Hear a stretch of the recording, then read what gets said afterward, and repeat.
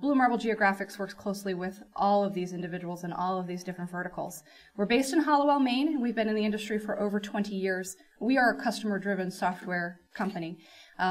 Working with Chesapeake particularly, and why I'm co-presenting today, is we were able to work with them to write a specific solution for a particular need with our Global Energy Mapper product. In particular, the pad site placement tool. How do I stop this from advancing? Not sure? Not sure. Okay, well, it shouldn't auto-advance. It's making me go too fast and throwing me off. No, it's all right. As I've heard today, through all of these different presentations and talking with some of you at lunch, technology is always changing. You always have data, legacy data, new emerging data, brand new LiDAR that's coming out, but oftentimes the technology can't keep up with that. You invest a lot of money in technology and you want it to always be supported and always rolling with these geospatial challenges that we have. And that's something that Blue Marble Geographics embraces. We do that every day. We do all of our testing in-house, all of our field work. We're software developers, so field work doesn't go very far. But we work with you guys to provide those solutions. And for Global Energy Mapper, we built this tool to provide in-office engineering, saving time and money before those boots go out on the ground. But Global Energy Mapper is more than a pad site placement tool. It is a high-level GIS. It supports over 200 different file formats, both import and export. It is extremely user-friendly and is at a fraction of the cost of other traditional GIS applications. I'll let Frank do the technical stuff, but I also wanted to talk about some of the analysis tools that are in Global Energy Mapper. I can do the watershed analysis. This is a quick picture of some free imagery that Global Mapper has access to download from the internet. There's the pad site placement and the water drop analysis and the watershed, and it's advancing again. And here's a viewshed analysis, all Windows-based, extremely easy to manipulate. There's contour mapping and measurement tools, volume calculation tools in here. You can do so much sitting at your desk before you put people out on the field to ground truth those points. Wednesday night, Thursday, Global Energy Mapper 15 is coming. I encourage you all to download the beta and test it out. Maybe tonight we're in your hotel room and you're looking for some downtime. Send me your feedback. What's working? What do you want to see it do? We want that feedback because we want to put in the tools that work for you. And we also support a tool called Geographic Calculator, and the Geographic Calculator is more for that high-level coordinate conversion and geometry attributes. So without further delay, I'll let Frank give the real technical demonstration of Global Energy Mapper and our pad site placement. Okay, let me actually go to the PowerPoint first.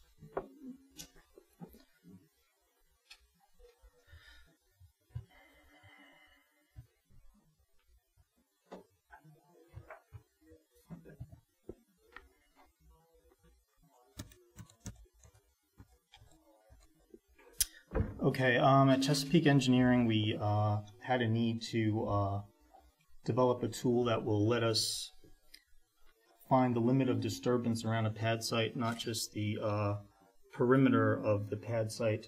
And one of the solution is that the Blue Marble Geographics team was able to come up with a tool that could analyze terrain and provide a preliminary assessment of the limit of disturbance based on our criteria. Limit of disturbance you can see in the yellow line on the screen there, the pad site being represented in blue.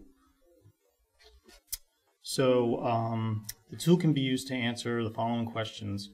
Will site grading encroach onto an adjoining property owner?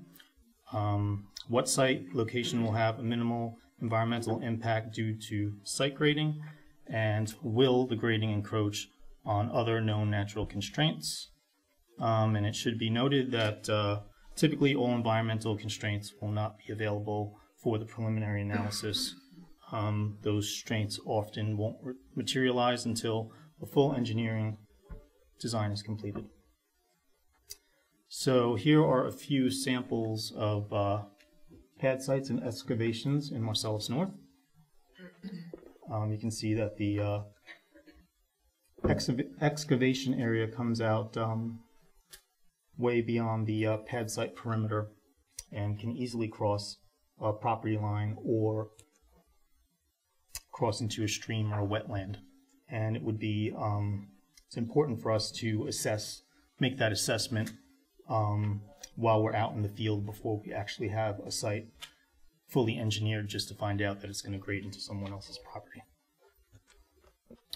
Here's an oblique view of what's going on. You can see that the pad site's in the middle, and the limit of disturbance is all the way out at the sides over there. And this would be one slope, and the other slope is down on the side here.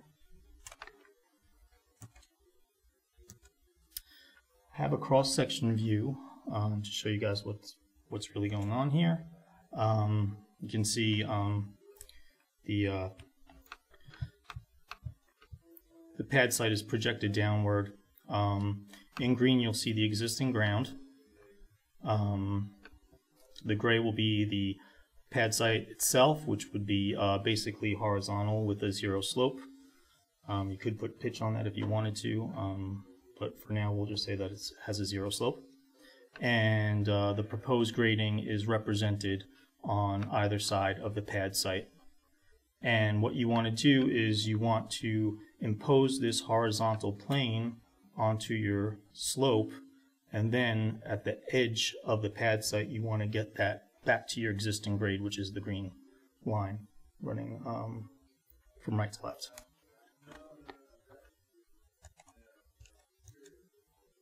Okay, there goes the pad site elevation, cut and fill break-even height for the pad site, which is what basically what we want the tool to do. That's the optimal usage of the tool, is to get a break-even on the cut and fill.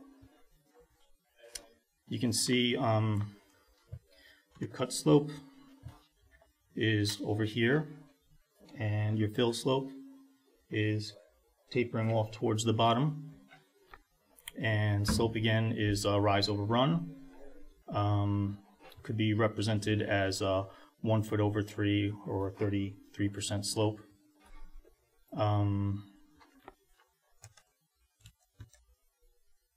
You also have your tie-in points, which are located at the end. The tie-in points are where your proposed grade is going to come back to your existing ground, and that would also represent the edges of your excavation. And again, the optimal location will have the difference between cut and fill volumes approaching 0. And I don't have a slide of it, but the tool does, toward at the end of the tool, after its calculation runs, it will tell you what the cut and fill volumes are. Okay, so this is the procedure in Global Energy Mapper. You can load a pad site from a template. Global Energy Mapper allows you to insert a polygon representing the pad site perimeter. You can select a predefined pad site template or import your own pad site using your own specifications. That would be highlighted in red there. And then also down here at the bottom, you can put in your own pad site if you have your own dimensions. That actually works for impoundments as well. Okay, so now you want to orient it. Once you have your pad site in the program, you're going to want to orientate it. If you have contour data, you can manually orientate it, or you can use Global Energy Mapper to automatically calculate the best orientation of your pad site. It does take a while to calculate, so you might not want to use something as refined as LiDAR if you're doing that. Okay, so for manual orientation, general rule of thumb is that the length of the pad site should run parallel to the contours. In this example here, it is actually running perpendicular to the contours, so we don't like that one. But this one looks much better. Pad site there is running more or less parallel to the contours. Just a general rule, the less contours you cross with your pad site is probably the better. The less excavation you'll have at the end. Okay, with the rotation and scaling setup dialog box, you can specify Global Energy Mapper to calculate the best pad site orientation. And oops, let me see if I can do this right. That would be over here. You can toggle on that option if you want Global Energy Mapper to automatically find the optimal pad site orientation to apply to your geometry. So the flattened site plan tool, that's the main tool that we were looking for. The minimum data needed to run the flattened pad site tool would be digital elevation model, or DTM, and a pad site polygon. You can just run the software just with that data, but it would be better if you had also aerials, tax parcel data, river and water body data, wetlands data, or anything that you really want to avoid your grading to avoid. Okay, so basically here's a few screenshots from the software. You'll start with the DEM and insert the perimeter of pad site at a proposed location. Then you will use the flattened site plan tool to produce an estimated limit of disturbance, and those are actual screenshots from Global Mapper. That is the output of the tool. And then also you can use the Generate Contours tool to create vector contour data as well. There are 3 design parameters or variables that can be manipulated to alter the final grading output, one of which is the elevation of the proposed pad site, the side slopes to get back to the existing ground, and also you can add terraces or benches for added pad site stability. And that's basically, it'll make your pad site look sort of like an Incan or a Mayan pyramid as opposed to an Egyptian one. And here's the dialog box. This is where all the parameters will be entered into. It's just one dialog, so it's actually pretty nice. There are 3 parts to it though. Variable 1, you can design to a specific elevation if you had one that you wanted to design to. You can design to cut fill break even height, which is what we usually like. This way you're not hauling away cut or bringing in fill to a pad site. You can keep everything sort of contained on site.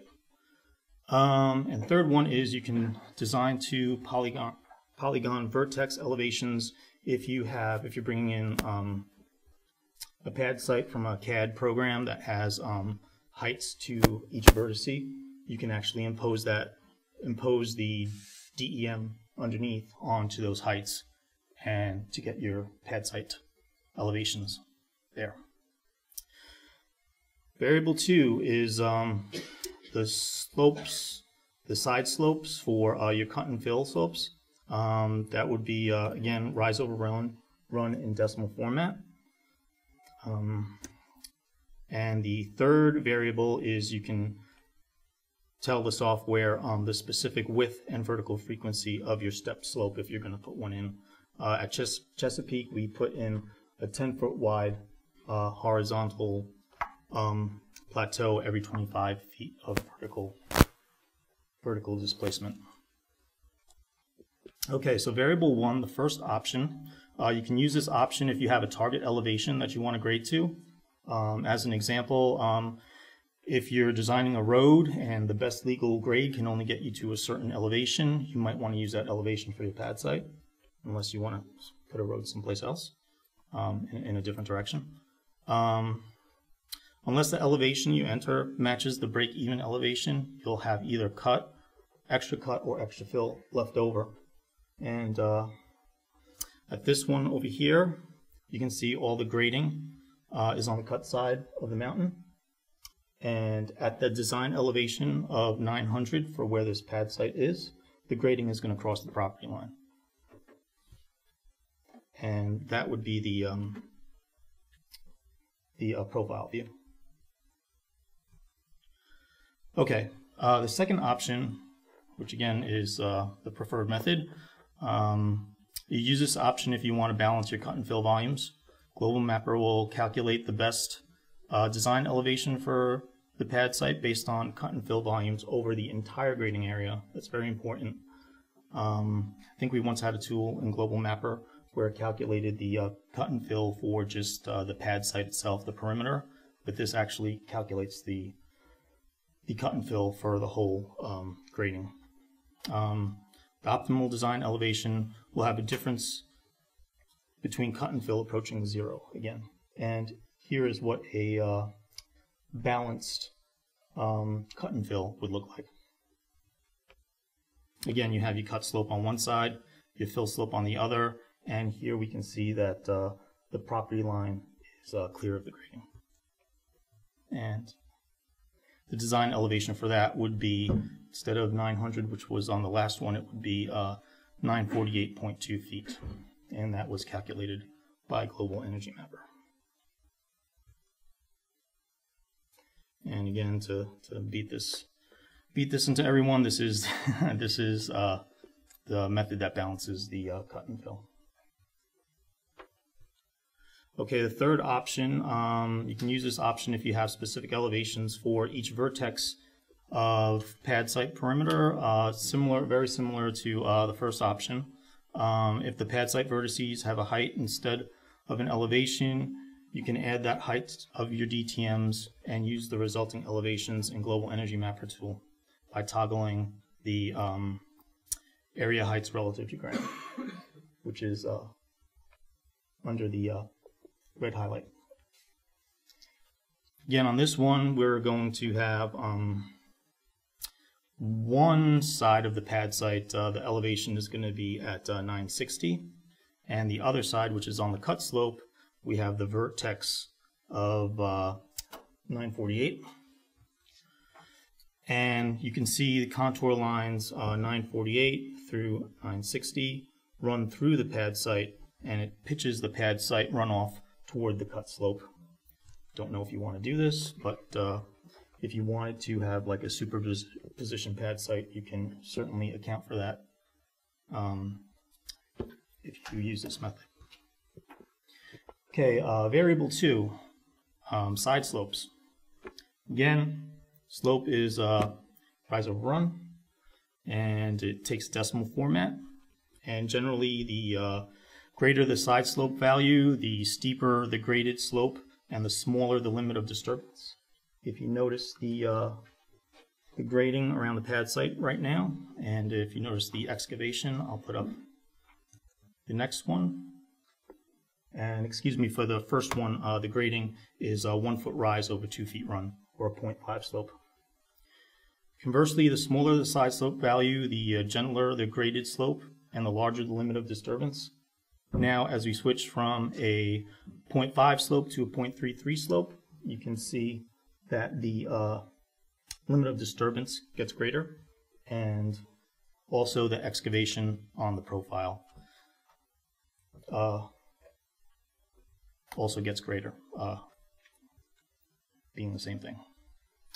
Okay, terraces or benches. A lot of people ask about this. Why do you need a terrace or a bench? In Marcellus North, we use it for stability in the pad site. We actually use it a lot on many of our pad sites. It's an optional design measure used in grading steep slopes. The horizontal terraces or benches provide added stability to the site. And here is a picture of, I wouldn't say it's a typical pad site in Marcellus North, but certainly I've seen many like that. Your limit of disturbance is all the way back there, up on the top of the slope there, back by the trees. And the terraces, which are 10 feet wide for us, you can see the layers of rock. There are two linear layers of rock over there that are actually the 10-foot wide horizontal slopes. Again, that's 25 feet vertical. So every 25 feet vertical, we put in a horizontal 10-foot wide slope. And then again, you'll have your 0.5 slope on going up the side of the pad site. And in the software, you can specify the width of the horizontal bench or terrace, how wide you want to make it. Do you want to make it 10 feet? Do you want to make it 30 feet? Want to make it 5 feet, or you want to make it 0? And then you can also specify the vertical frequency for the bench or the terrain. Here's some visualizations within Global Mapper. Again, these are screenshots. Up there I have the bare earth DEM, the aerial, some property line, the site grading, and contours. And you can see, you can see where the breaks in the contours are where the 10-foot wide stepped or terraces are. This is another view. This is with a native LAS file, just brought into Global Energy Mapper. I thought it looked kind of cool. You can see the treetops. You can even see 3D almost of the house at the bottom of the hill over there. Another thing that Global Mapper does is handle the terrain or LiDAR data very well. Find it very useful. For field deployment, some benefits of field deployment on a rugged tablet PC such as a Trimble Yuma, and I must say that the tablet PCs have to have a full-blown Windows operating system. Locations can be analyzed on the fly in many cases in less than 5 minutes, and this is while you're standing out in the field in the middle of a forest. It's a scalable analysis. You can add any available environmental constraint data to Global Energy Mapper, wetlands, FEMA, flood zones, state park boundaries, etc. And also, if your target location isn't feasible when you run your first terrain analysis, you can simply move to the next while you're out with a Yuma, because it's taking your GPS reading as well, and just run the terrain analysis again. And that's basically all I have. Any questions?